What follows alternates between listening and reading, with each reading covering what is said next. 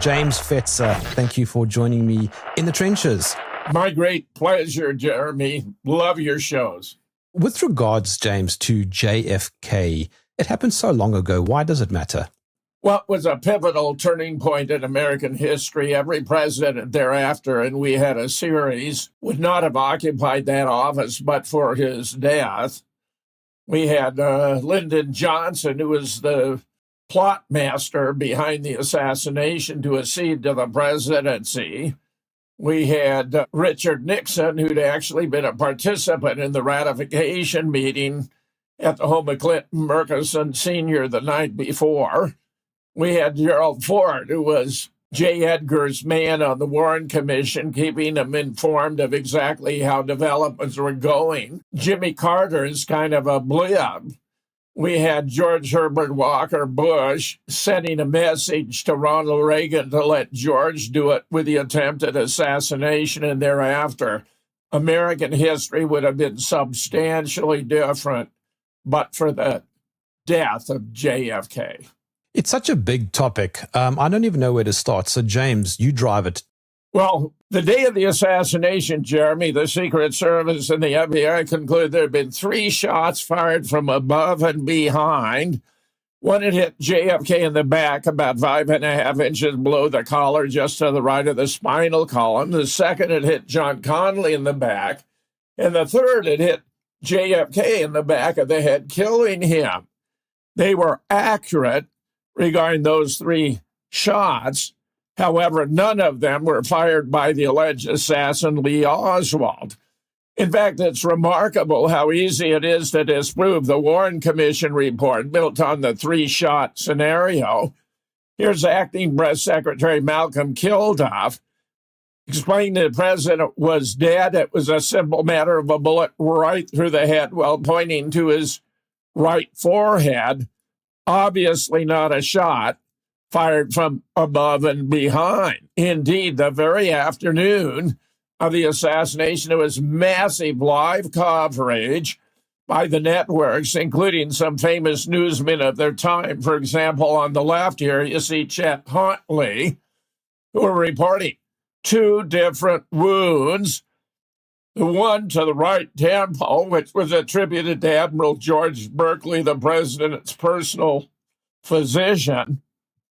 A second, a small clean puncture wound to the throat, which Malcolm Perry, MD, during a press conference following Malcolm Kilduff's announcement of the president's death, had identified 3 times as a wound of entry, that the bullet was coming at him, so that in the evening, when the story started to trickle in, that the Secret Service and the FBI had identified the shots from above and behind. Frank McGee, who is nobody's fool, said, "This is incongruous.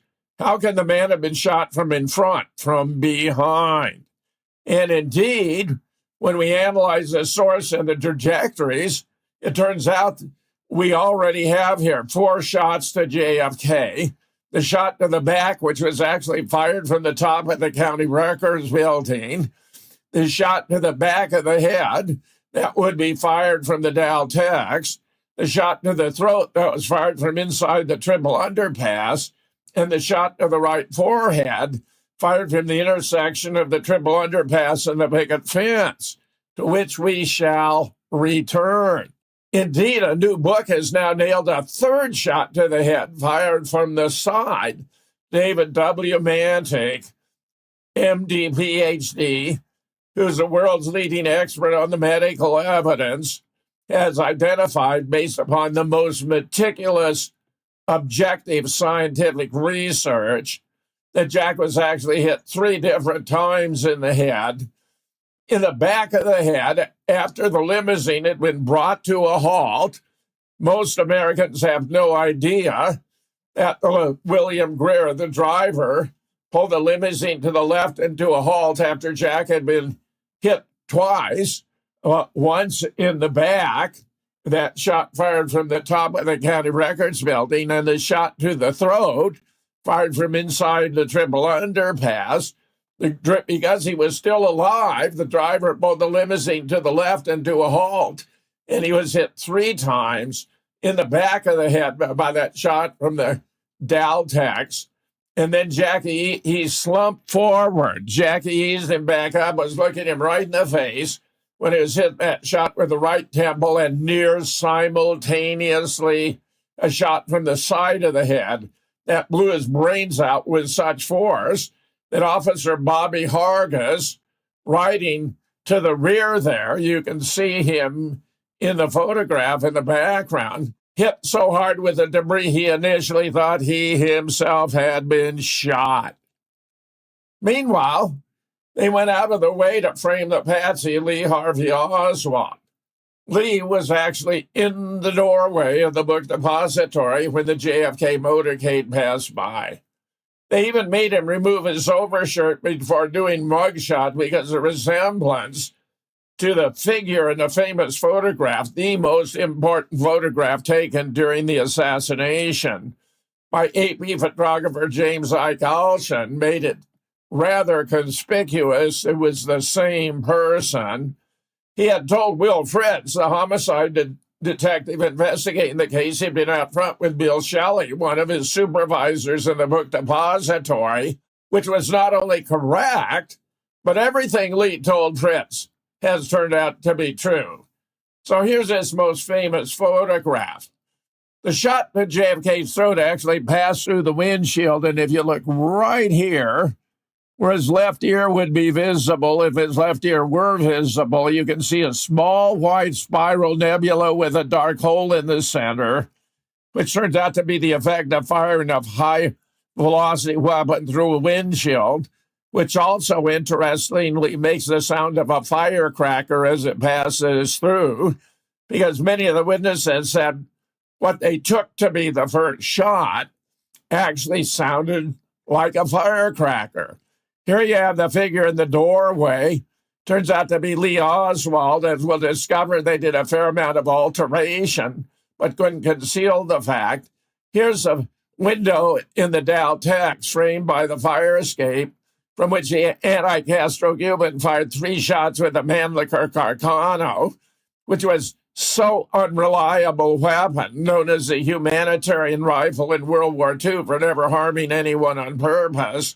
He had 2 misses, one injuring a distant bystander by the name of James Tague when it hit a curbing and a chunk of concrete cut his cheek, and the other, the chrome strip over the limousine. But after the vehicle was brought to a halt, he managed to hit Jack in the back of the head. And notice Lyndon's security service is already reacting, even though Jack's is acting as though they have no idea what's going on. Here, then, is the close-up area for the figure known as Doorman. That turns out to be Lee Oswald.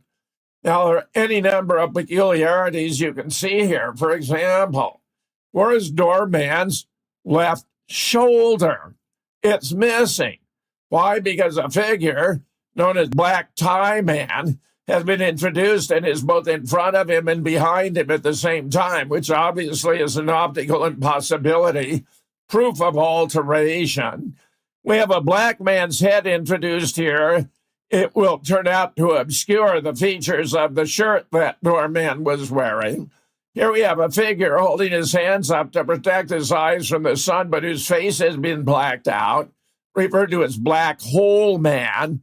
Notice his shirt has been completely obfuscated for reasons that will become apparent. Indeed, when Lee was arrested, he was wearing this long-sleeve, richly textured shirt, rather tattered and torn, he'd brought back from Russia. Marina has acknowledged that she remembers laundering that shirt, and of course it was so similar to the shirt being worn by Doorman. In fact, we have the height, the weight, the build, the shirt, the T-shirt, so similar. Richard Hook did brilliant work comparing the 2 figures. He began with 7 or 8 similarities, but wound up with over 50, because, of course, it actually is the same person. The Dallas PD were so aware that this was Lee Oswald.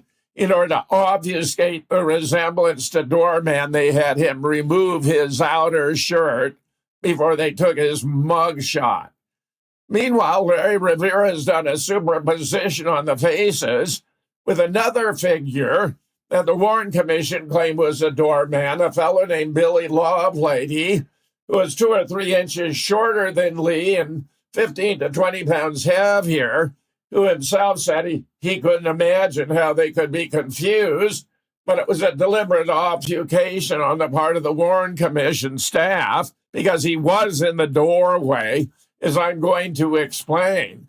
When you do a superposition, you find if you put the pupils of the eyes equidistant on an imposed photograph taken from similar dimensions, then if it's the same person, all the features will align. That's Lee on the left. All the features align. Billy on the right, they do not. The nose is wrong. The cheeks are wrong. The jaw is wrong because it's not Billy Lovelady. Here's another where you can see rather clearly it was Lee Oswald in the doorway, which means he not only cannot have been the lone demented gunman, but he cannot have fired any of the shots, where there turned out to have been 10 or 12 altogether. Meanwhile, the other figure with his hands raised turns out to be Billy Lovelady. Amazing. And here you have Larry doing a reconstruction. Billy was actually asked to come in by the FBI on the 29th of February, 1964, wearing the same clothing he wore at the time of the assassination.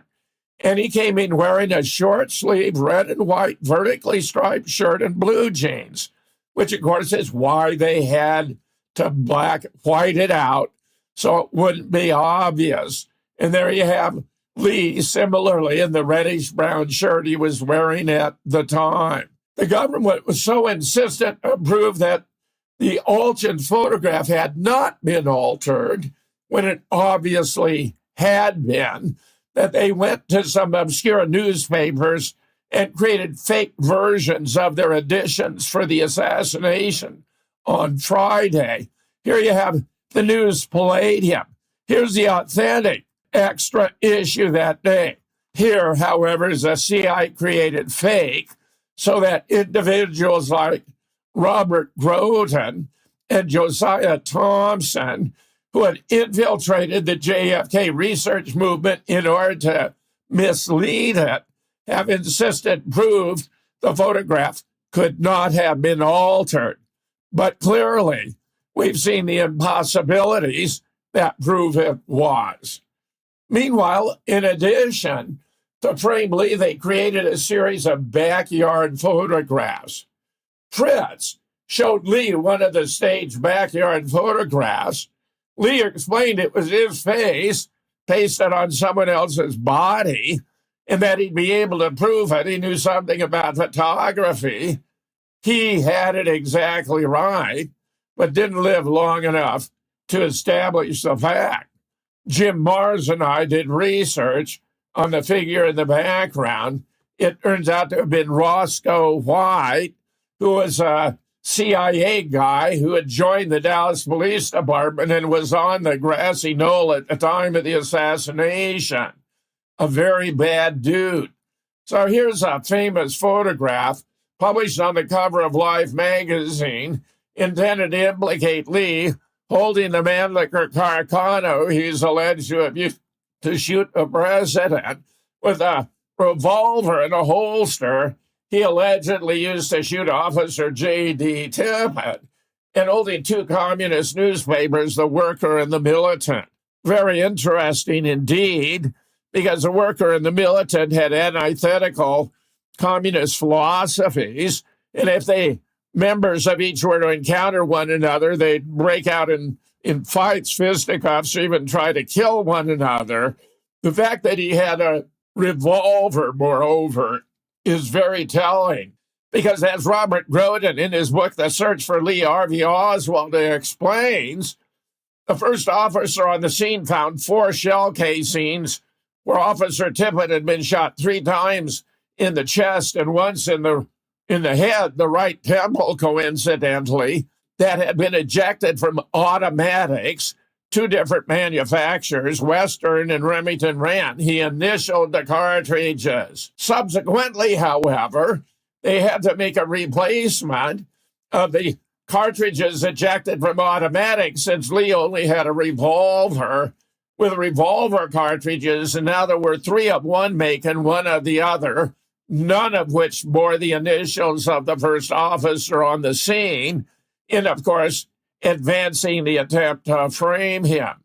Now, Jack White was a legendary student of JFK and eventually would become a masterful student not only of 9/11, but of the moon landings, realized that since the newspapers had known dimensions, they functioned as an internal ruler to ascertain the height of the individual, which turned out to be only about 5'6" tall, too short to be Lee, who is around 5'10", which occurred because either they used a body double who is too short to be Lee, or more likely, in fact, I would assert certainly, they introduced the newspapers a bit too large when they fabricated the photographs. There are actually 4 of them altogether. No 2 handheld snapshots should match, but Oswald's face is an exact match. They use the same face in the 4 different poses, which would have been an optical impossibility. Now, here we have the head of the medical panel, actually, talking for the HSCA when they reinvestigated the assassination in 1977-78, and actually tried to do the cover-up better than Warren had done, quite embarrassing, observing if the backyard photographs are invalid, how they were produced poses far-reaching questions in the area of conspiracy, for they evince a degree of technical sophistication that it would almost necessarily raise a possibility that someone conspired not only to kill the president, but to make Oswald a patsy, just as he declared. And indeed, you can see when you study the photographs, they have different chins even, and there's an insert line here you can see between the chin, which is kind of a block chin, unlike Lee's more tapered chin, and his lower lip, clearly fabricated. Jim Mars and I noticed the backyard guy had a very odd lump on his wrist from a bone that never healed properly. It's the same in both. Turns out to, we agreed, have been Roscoe White. And indeed, it turns out that a ghost image, this is a kind of silhouette that would be used if you were going to frame the photographs, was found in the desk of a Dallas detective. Now, the Dallas PD appear to have been given the assignment of framing Lee, and they did not do a very professional job of it. Meanwhile, Larry Rivera found a photograph of Roscoe White and superimposed it over the backyard photographs. Roscoe had a far heftier build. He was thicker in the chest. He was more muscular than Lee. So notice how Roscoe fills out the image of the backyard man, the body double. Lee does not. In fact, look here. This shows how slight Lee is and that it could not possibly have been Lee's body in the backyard photographs, even though it was Lee's face. Meanwhile, the Secret Service set up JFK for the hit. We actually have more than 15 indications. Agents were left behind at Love Field. The limousines were in the wrong order. Manhole covers were not welded. Windows were left open. Crowds spilling into the street. The route was changed 4 days earlier to bring the target into the kill zone, and they were out already cleaning up evidence at Parkland Hospital. Stunning stuff. Thus, 2 agents who would have accompanied the limousine were left behind in Love Field by Emory Rodberts, the agent in charge of Presidential Protection Detail. Here's one, Henry Ribka, expressing dismay at being called off. The motorcycle escort was reduced to 4, who were instructed not to ride forward of the rear wheels of the presidential limousine. One of them observed it was the damnedest formation he'd ever seen. JFK's military aide, who normally sat between the driver and the agent in charge, was moved to the last vehicle, along with the president's personal physician. Notice, had he been sitting between the driver, William Greer, and Roy Kellerman, the agent in charge, he would have blocked the shot that passed through the windshield and hit JFK in the throat. There were more than 15 indications of Secret Service complicity in setting him up. In addition to the agents being left behind at Love Field, the manhole covers were not welded shut. Open windows were not covered. The crowd was allowed to spill into the street. Look at this. Absolutely stunning. The 110th Military Intelligence Unit was ordered to stand down. They would have been present for crowd control over the adamant opposition of the commanding officer. They wanted chaos of this kind. Notice how easy it would have been for an assassin with a handgun in the bus to have taken out the president. A simple shot, a total lack of security. Meanwhile, Governor Connally was instrumental in making a change to the motorcade route on November 18th, 4 days before the event. Normally, a motorcade route once fixed is never changed, so a Secret Service can check every building and screen its occupants. This change, of course, brought the president past the school book depository building and into the kill zone, where Dealey Plaza was ideal for an ambush. Most tellingly, the vehicles were in an improper sequence. The presidential limousine was placed first. Lower-ranking dignitaries, such as the mayor and the vice president, should have preceded him. After all, the crowd will cheer for the mayor and the vice president, but they really came to see Jack and Jackie. If he's there right off the bat, who's going to bother to stick around for these lower-ranking dignitaries? Reporters were moved to the rear, and the president's personal physician to the last car, which put him in the worst location. Should the patient require emergency medical treatment? And let me add, the vehicles were all of different makes and models and colors, which enabled the perpetrators to identify where everyone was located in the motorcade at any time. At Parkland, where the moribund president was taken, a Secret Service agent took a bucket and sponge and began cleaning up the blood and brains from the limousine. Notice, that's already the destruction of evidence. When onlookers noticed a through-and-through hole in the windshield, the vehicle was moved. Now, the agent assigned was the driver of the Secret Service Cadillac, who confirmed to his neighbor that during the process he found a whole bullet, evidently a shot to the back, which only entered about as far as the second knuckle on your little finger, had worked its way out, took it inside and left it on a stretcher at the hospital, would later be used to play the role of the magic bullet, but there was nothing magic about it. Meanwhile, the Zapruder film, the whole movie, was extensively edited. Now, charlatans like Josiah Thompson and Robert Groden insist that the Zapruder film is the closest thing we have to absolute truth about the assassination of John F. Kennedy. But that's utter nonsense. There have been extensive alterations. Wounds have been covered up. They removed more frames from the film that remain in the extant version of 487. There ought to have been around 1,000. The hit to JFK back of the head was merged with a hit to the right temple. I discovered it was visible in later frames, such as 374 and 375. In other words, they had spent so much time concealing the blowout to the back of the head in early frames, I suspected they might have overlooked. You could see it in later, where the blowout, as you can see, corresponds to Mantix area P from the altered JFK X-rays, area P for patching. He detailed through the most minute studies using optical densitometry, a technique from physics, to identify an area that was created by exposure of something far too dense to be human bone, which he identified as area P.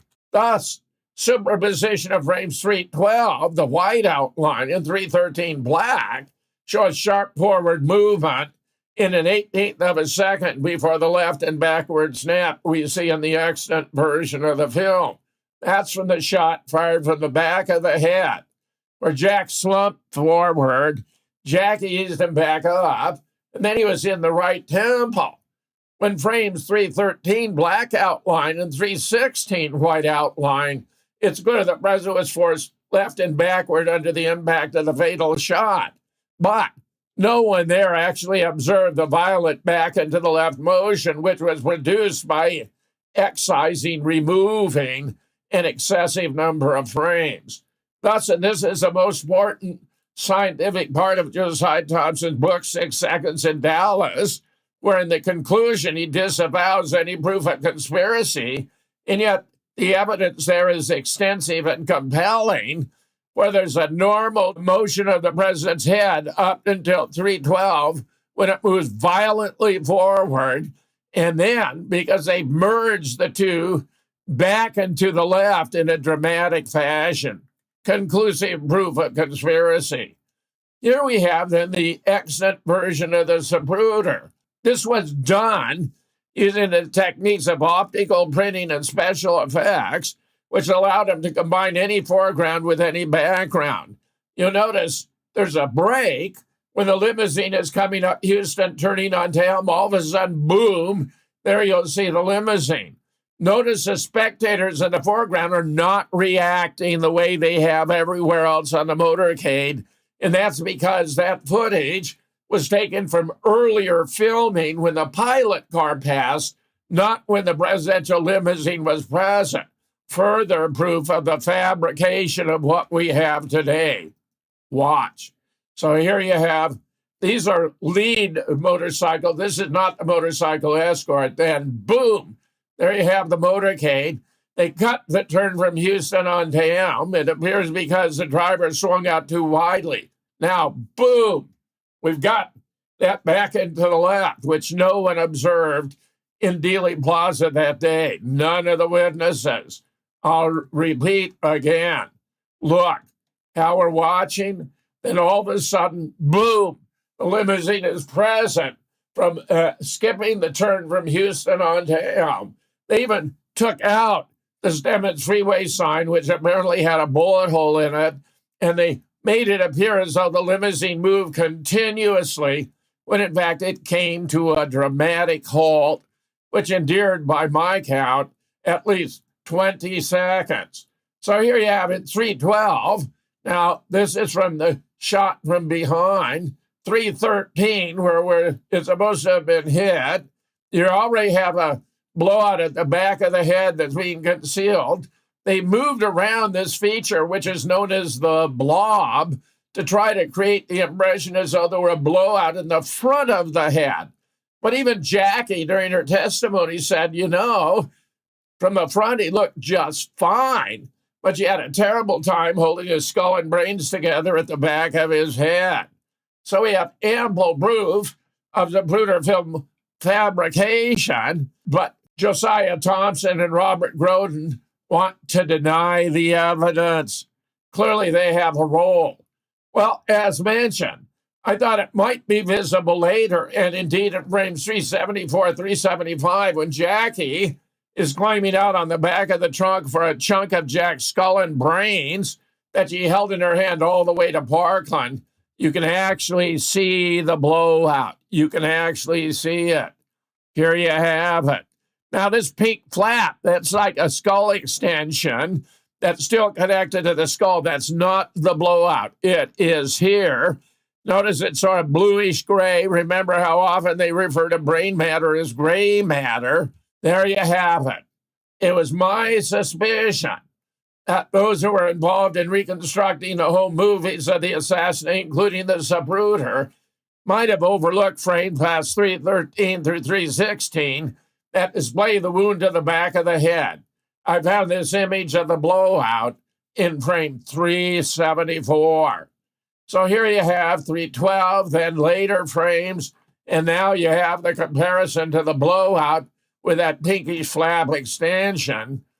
Here you see Mantic, who, looking at the autopsy x-rays, thought there was too much contrast between dark and light. I mean, between 100 to 1,000 times greater contrast. He performed these very minute measurements using the technique of optical densitometry, which were benefited by his myopia at the time, which enabled him to make these hundreds of measurements to define area P for patch. And then when you compare area P with the blowout, very similar, except, of course, some of JFK's hair overlaps. Meanwhile, the wounds were altered and covered up. Many witnesses observed the blowout to the back of the head. 2, Parkland physician drew diagrams of what it looked like. The mortician who prepared the body described it and more. The HSCA absurdly attempted to reconstitute the back of the head. I'll explain what a monstrosity it was for them to do this. Here you have witnesses: Beverly Oliver, Phil Willis, Marilyn Willis, Ed Hoffman, all in Dealey Plaza, talking about the blood at the back of the head. Then you have the doctors at Parkland: McClellan, Peterson, Salyer, Carrico, Delaney, Crenshaw, Jones, Nurse Aubrey Bell, describing the blood at the back of the head. Even Theron Ward, the justice of the peace. And then we have Aubrey Wright, who was the ambulance driver. He helped to wrap the body in sheets and place it into the bronze ceremonial casket. And then from Bethesda, Frank O'Neill, an FBI agent who was present during the autopsy, Gerald Custer, Paula O'Connor, Floyd Reeby. I've spoken with these gentlemen about the blowout to the back of the head. Here's a diagram approved by Dr. McClellan. As you can see, it was a massive wound. Dr. Charles Crenshaw drew for me these 2 diagrams, one from the back and one from the side, to indicate the enormity of the wound. Here you have multiple doctors at Parkland describing the extrusion of cerebellar as well as cerebral brain tissue, where the cerebellum is a compact part of the brain above the brainstem. They look very different. For example, cerebellar would be sort of more like a granular, tiny wormy-like, whereas the cerebellum would be more hamburger-like. Thus, the mortician who prepared the body for burial told investigators, in addition to a large gaping hole in the back of the head, there was a small wound in the right temple and a wound to the back, 5 to 6 inches below the shoulder to the right of the spinal column. Notice, he believes it was patched, that they filled the skull with plaster of Paris. That was a smaller wound in the right temple. This was crescent-shaped flap down. That's the bone extension I described still attached. There were small shrapnel wounds in the face backed with wax. He discovered this when embalming fluid flooded through. David Mantic brilliantly inferred those little tiny wounds were caused by shards of glass when the bullet passed through the windshield that impacted Jack in the face. Wound in the back, 5 to 6 inches, actually 5.5 inches below the shoulder, just to the right of the backbone. Adrenaline gland and brain removed. Other organs removed and put back. No swelling or discoloration to the face. That means he died instantly. He was dead in Dealey Plaza. Meanwhile, get this. When the House Select Committee on Assassination reinvestigated the case in 77-78, its medical panel concluded the entry wound was actually 4 inches above the entry wound previously specified at Bethesda. It was depicted in diagrams, right, but not visible in photographs. In other words, they made up a wound to the top of the head. They ignored the fact the actual impact was more in the vicinity where I have the cursor here. They moved it up 4 inches. There's that skull flap I was talking about, very clearly visible pink in 374, 375. Notice no hole in the top of the head in the photograph, only in the diagrams. Thus, we have the complete absurdity. We have the bona fide wound that was seen at Parkland and described by multiple physicians. At Bethesda, it was enlarged. Commander Humes, in charge of the autopsy, took a cranial saw to the skull of JFK and enlarged the wound to make it look as though something that could have been caused by a shot from behind had the president been leaning far forward over. It is described in mathematical detail in the Bethesda autopsy report. Unmistakable. And nevertheless, the medical panel for the HSCA sought to reconstitute the back of the head as though they could get away with redoing the cover-up. Outrageous. Anyone with any doubts about conspiracy here and cover-up, this is cast iron proof. Meanwhile, they even used a body double in some of the autopsy photographs. Dennis David, who was the NCO responsible for logging parties in and out of the morgue, was ordered not to log in the body of the major. His body was then used for some of the autopsy photographs. The throat wound was also documented as a wound of entry. The Warren report, of course, covered it up via the magic bullet.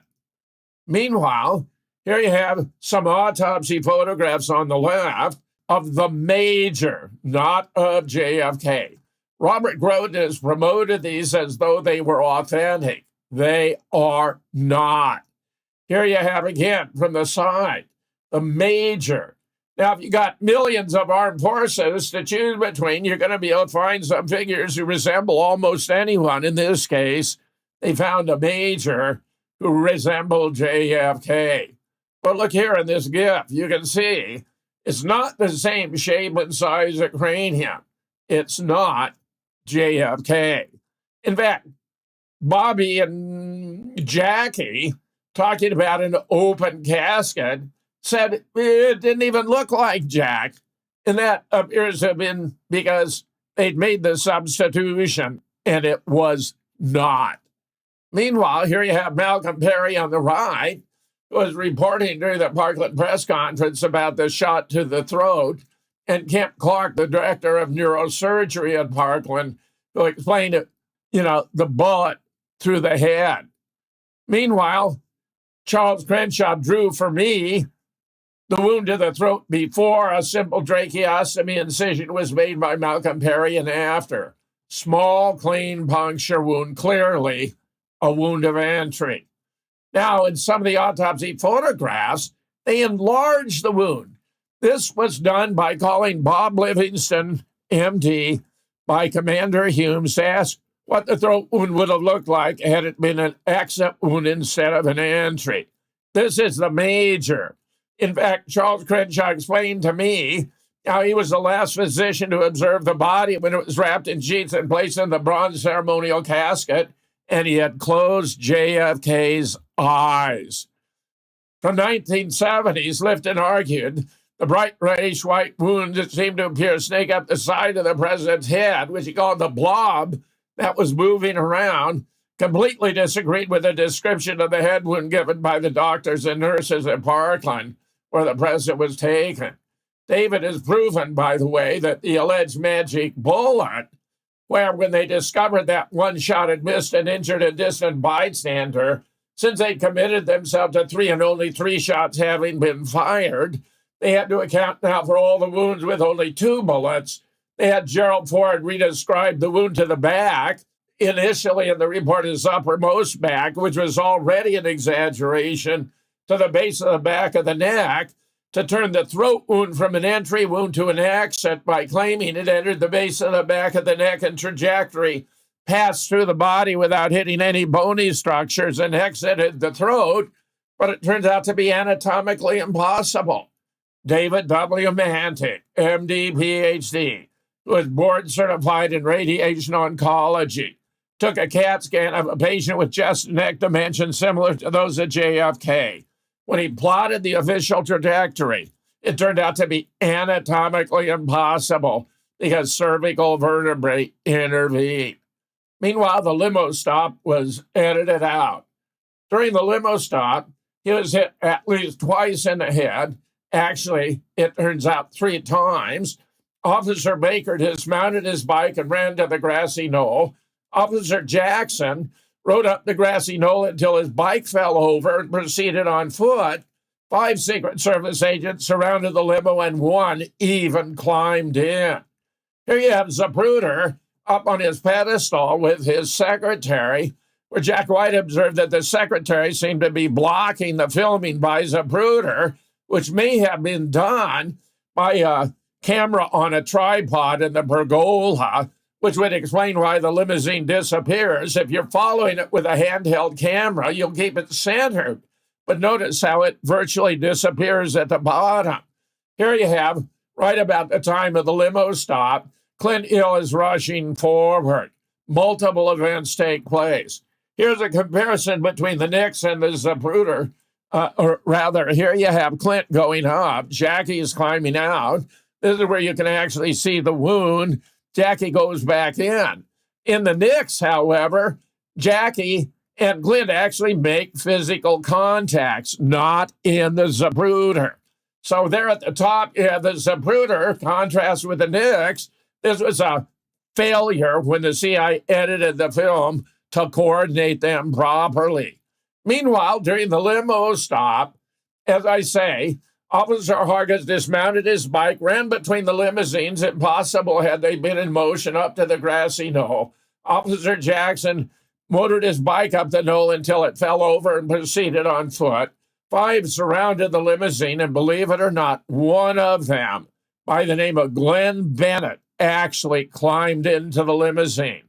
Here you can see some of the marks on the grassy knoll from Officer Jackson motoring up the embankment.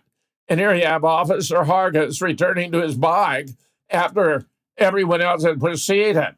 This is Gene Hill and Mary Mormon, and that's Beverly Oliver after the limousine is rushed off to Parkland.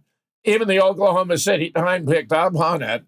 A motorcycle patrolman rode pell-mell up a railroad embankment, apparently in pursuit of the assassin. But of course, there were multiple.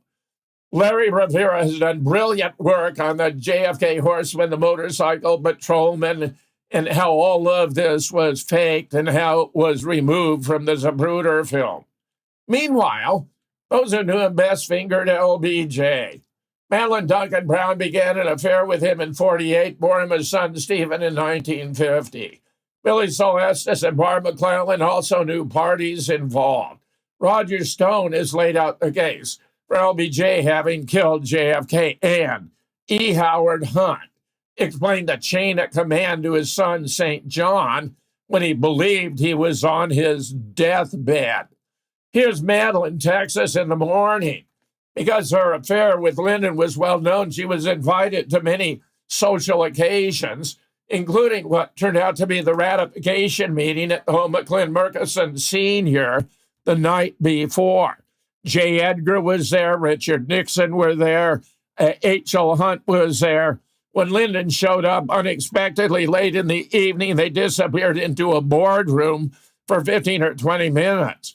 And when it broke up, he strode over toward her, and she has told me she expected he was going to whisper sweet nothing in her ear. Instead, he said in a hateful tone of voice, "After tomorrow, those Kennedy boys will never embarrass me again. That's not a threat, that's a promise." Even called her the following morning to repeat.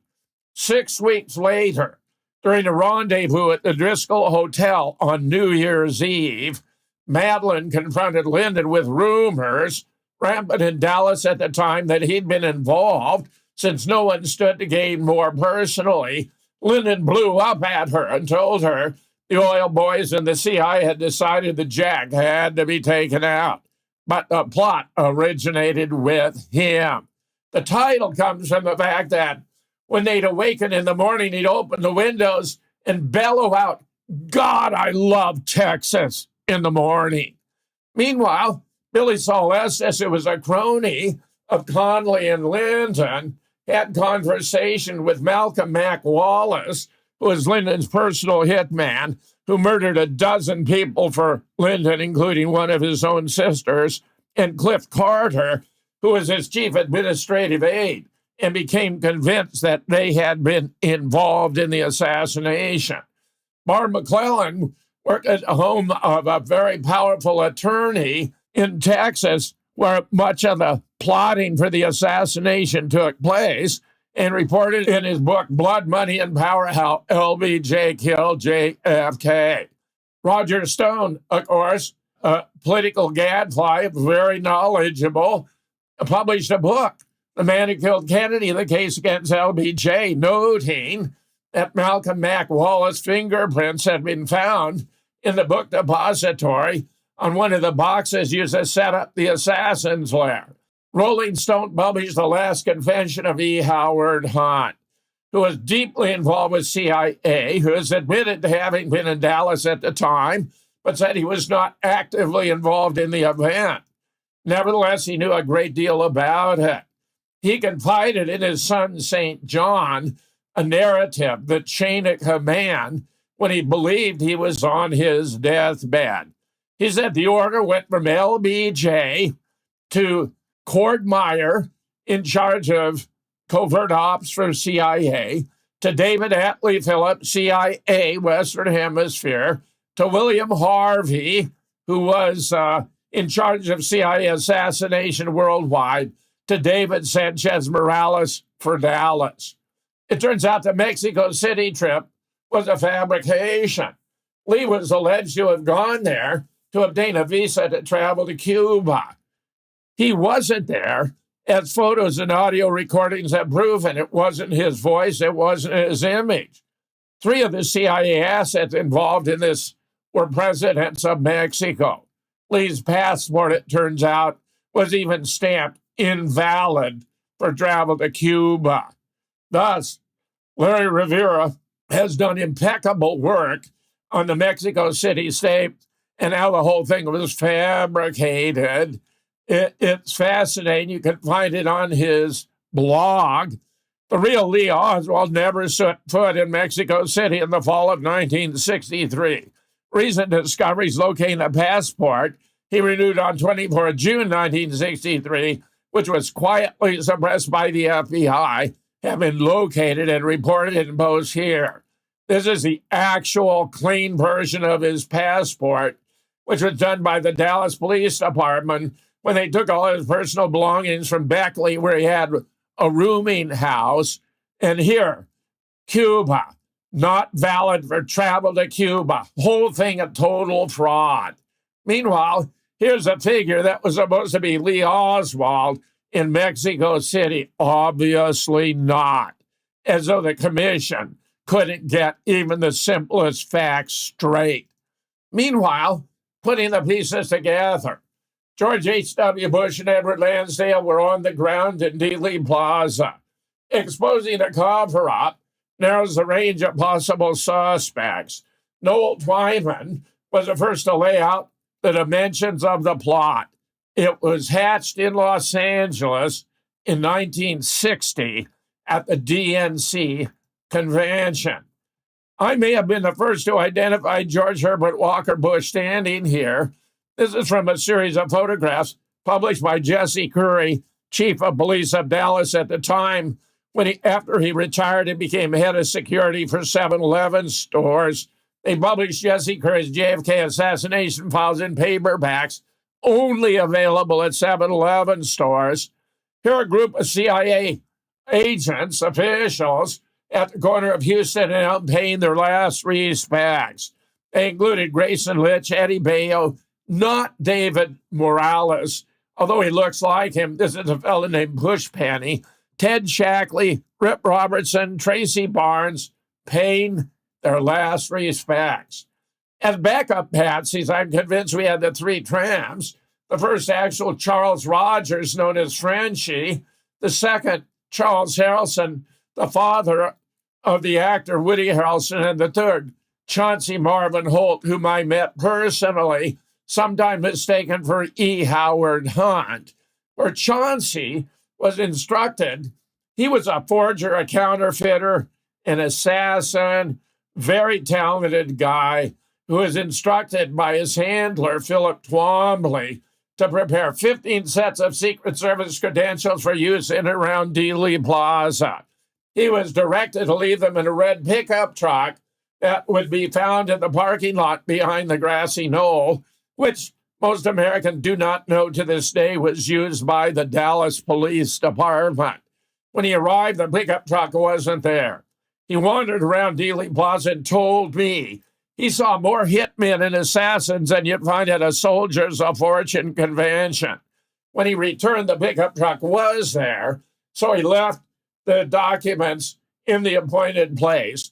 He had been directed to proceed with Harrelson and the man Rogers he knew as Richard Montoya to a boxcar at the railroad yard behind the parking lot, that there'd be a boxcar that would appear to be locked but would not be. They got in and found it was loaded with explosives, ammunition, and weapons.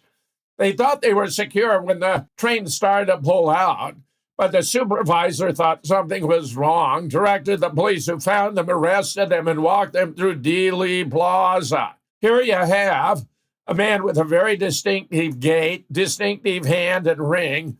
That is Edward Lansdale walking past the three tramps. Had this been a proper conducted, they would not have allowed civilians in the vicinity. Meanwhile, we not only had Bush there in front of the book depository, but Lansdale waiting to report to Bush. Meanwhile, although you've heard many stories about had there been a large-scale conspiracy, people would have talked and nobody talked. It's absolutely false. This is from a single paragraph in Noel Twyman's Bloody Treason, published in 1997.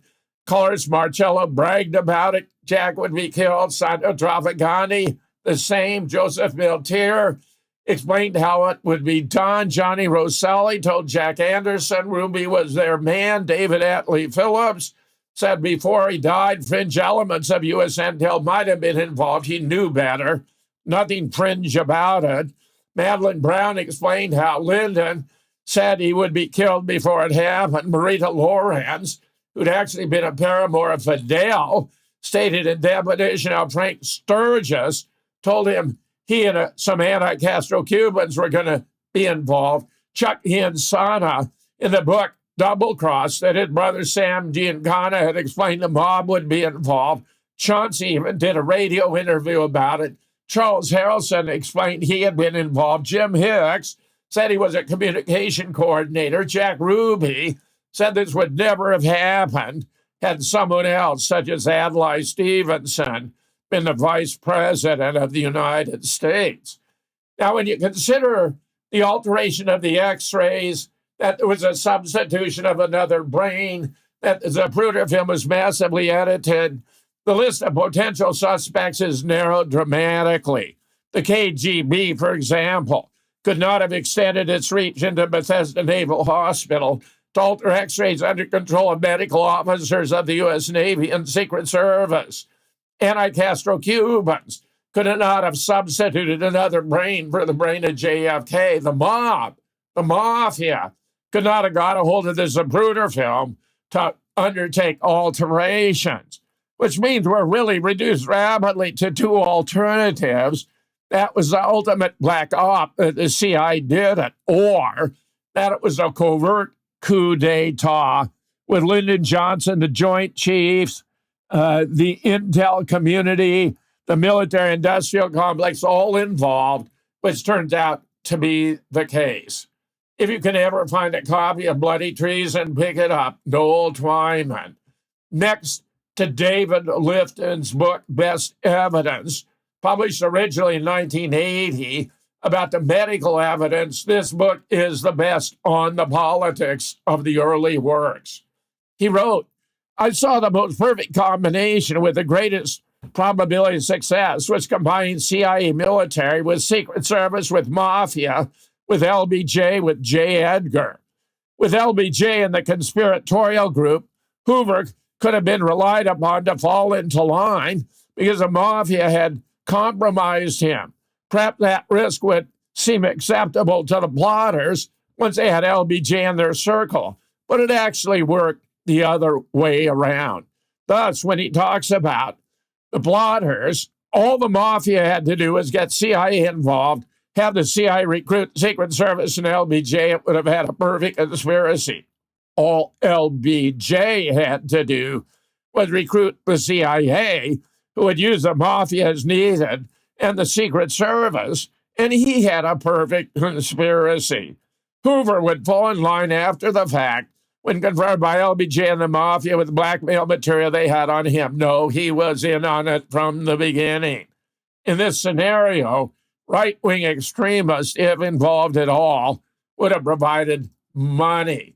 Thus, the big picture involves distinguishing between the sponsors, the facilitators, and the mechanics, who are the shooters or supervisors and coordinators, including George Herbert Walker Bush, who appears to have overall command, and Edward Lansdale, who appears to have positioned the shooters and determined the sequence of shots. Thus, his sponsors included the CIA. Jack was threatening to shatter the agency into 1,000 pieces. They had a hitman. The Joint Chiefs.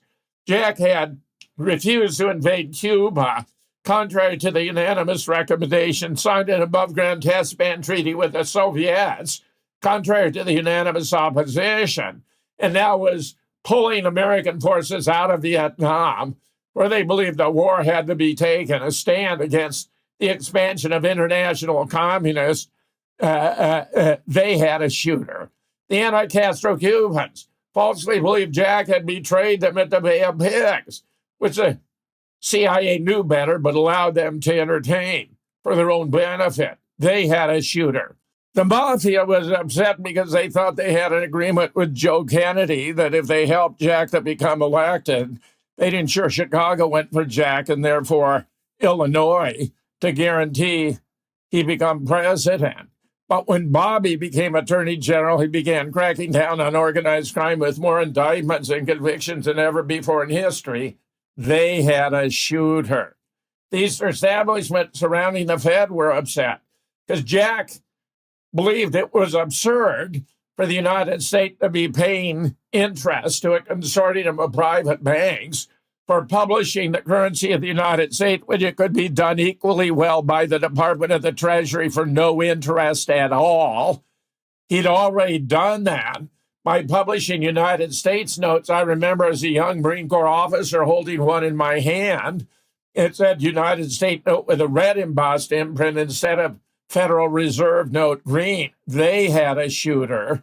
The Texas oil men were upset because Jack was contemplating cutting their oil depletion allowance, a massive tax write-off, close to 25%, on the ground that oil was a finite resource. And by publishing oil on the ground, they were putting themselves out of business. They had a shooter. Israel was at loggerheads with JFK because David Ben-Gurion, the first prime minister and the founder of Israel, wanted to develop nuclear weapons, which Jack opposed, in the belief that it would set off a nuclear arms race in the Middle East. They had a shooter. And of course, Lyndon Johnson, who wanted to become president of all the people, had his own. So we actually had 8 different sponsors, each of whom had their own shooter. The facilitators, Lyndon of the assassination, Edgar of the cover-up, where they appear to have enlisted as project manager Alan Dulles, the former director of the CIA, to put all the pieces together for the big event that would take place in Dallas. Here we have a book about it by David Talbot. Some have thought Dulles should therefore be described as the mastermind behind the assassination. My own belief is that designation belongs to Lyndon. The most important book published about his role by Phil Nelson, LBJ, mastermind of the JFK assassination, where you only have to read a few chapters and you'll understand how ruthless Lyndon was, but how many strengths he had, both for good and for evil. During a conversation with Madeline, she said to me how John Connolly couldn't even describe Lyndon because it would take all the adjectives. And I said, well, no, Madeline, what he meant was Lyndon had no many strengths for good, but also for evil. It would take every adjective in the dictionary. Meanwhile, the shooting looked more like this. The yellow, the 3 shots from the Daltex, that was fired by the anti-Castro Cuban shooter from the top of the county records building. This was a shot to the back. A second shot that went nowhere, that was by the Texas oilman shooter. We had shots to Connolly, followed from the opposite side of the book depository by Lyndon Johnson's hitman. We had a shot to the right temple that was fired by the mafia hitman. We had the shot to the throat from inside the triple underpass by the Joint Chief hitman. We had a shot fired by the CIA guy from the grassy knoll where he would have hit Jackie. They were under explicit instruction not to harm her. He pulled her shot, it wound up in the grass. And now we have the third shot to the head from the grassy knoll by hitman for Israel, David Manick has identified. So how did it all begin? In Los Angeles in 1960, when JFK beat LBJ for the nomination, he invited Stuart Symington, senator of Missouri, to be his running mate, but gave him overnight to think about it. Meanwhile, Bobby went by the LBJ suite, not believing Lyndon would have the least interest, but to extend a pro forma symbolic gesture of inviting him to run with Jack, and was dumbfounded when he jumped on it. He threatened to expose that Jack had Addison's disease, wasn't expected to live a long, healthy life, that among his dalliances was one with a beautiful woman who was a spy for East Germany, of which he had been informed by Edgar, and that if he were not on the ticket, then any legislative proposal sent down by the White House would be dead on arrival, because in his position as a powerful majority leader, he'd bottle them up. Jack and Bobby were baffled, but Lyndon had them boxed in, and they were forced to accede to his demand, the only case in which Jack ever had to rescind a political decision. When one of Lyndon's wealthy backers learned about this development, he burst into the Johnson suite cursing and swearing, because now LBJ would help JFK become president. Bobby Baker took him into a bedroom and explained what they had in mind. He came out all smiles, saying he thought that was an excellent plan. Bobby Baker would later declare in public that JFK would not live out his first term and that he would die a violent death. Lyndon would send Cliff Carter, his chief administrative aide, down to Dallas to make sure all the arrangements were in place for the assassination. For those who want more, check out JFK, Who, How, and Why, Solving the World's Greatest Murder Mystery. James, there is so much to think about here. You've covered a lot of ground. I suppose a question I have for you is, what is the moral of the story? That if the powerful enough forces are aligned against you, your life can be terminated at any point. Among the concerns that the right wing at the time had was that Jack would serve 8 years, then Bobby would succeed him to serve 8 years, and then Teddy would arrive to have a Kennedy dynasty. They felt they had to nip it in the bud. And alas, it was all for policy reasons, except in the case of the anti-Castro Cubans who wanted revenge for what they believed to be his betrayal, but which was not, because he made it clear from the beginning there should be no overt U.S. involvement in this effort. It turns out, in retrospect, as Bobby and Maxwell Taylor would discover when they reviewed the Bay of Pigs fiasco on behalf of the president, that the Soviets had learned the date of the invasion, that they'd shared it with Fidel Castro, and that the agency itself knew Castro knew we were coming. So all the key players were aware of the basic facts of the case, except for the commander-in-chief, who was deliberately kept in the dark. It was a gross betrayal. And frankly, Jeremy, we have yet to overcome the consequences of that tragic day in Dallas in 1963. Okay, so James, if I want to follow more of your work, where can I go?